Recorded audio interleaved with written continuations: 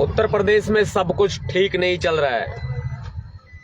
मुख्यमंत्री योगी आदित्यनाथ जी के राज में अब तो मानव अधिकारों को अब तक हाथ में लिया जाता रहा है, कानून ताक पर रख दिए जाते हैं, सरेआम गुंडागर्दी की हद हो जाती है। सरकारी तमगों की आड़ में इस कदर भय व्याप्त किया जाता है कि लोग ये समझते हैं कि जितने भी पहले राजा हुए, महाराजा हुए, वो भी शर्मा जाए योगी जी के इस तानाशाही राज के सामने। आगरा के एक दंपत्ति ने कुंभ मेले में अपनी बेटी को दान कर दिया।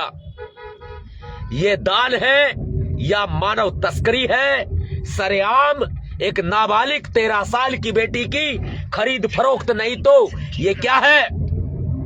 किस कानून के तहत जूना अखाड़ा ने उस बेटी को दान में लिया है? किस कानून के तहत उस दंपति ने अपनी बेटी को दान कर दिया है? जब नाबालिग घर से भगा ली जाती है, पहला फुसलाकर, तो पोक्सो एक्ट का मामला दर्ज किया जाता है। और यहां पोक्सो एक्ट से भी भयावह घटना यूपी में घटित हो गई, लेकिन किसी के कान पर जू नहीं रहेगी, क्योंकि बाबा जी से सबको डर लगता है।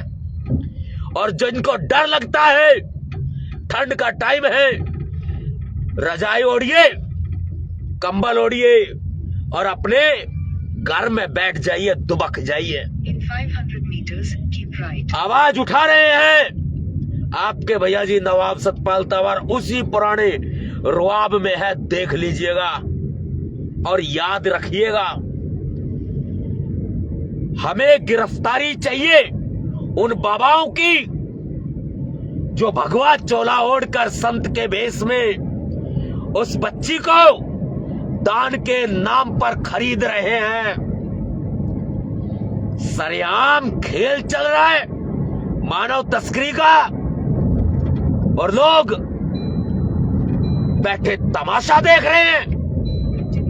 पहला फुसलाकर जब बेटी को घर से भगाया जाता है, पोक्सो एक्ट का मामला दर्ज होता है, और यहां पर एक दंपति को बहलाया गया, फुसलाया गया, उसको बेवकूफ बनाया गया, रूढ़िवादी पाखंडी परंपराओं का हवाला देकर।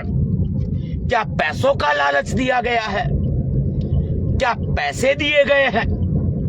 क्या करेंगे वो बाबा संत का चोला ओढ़कर जो इस बच्ची को दान के रूप में ले रहे हैं? क्या करेंगे वो इस बालिका का? है किसी के पास जवाब?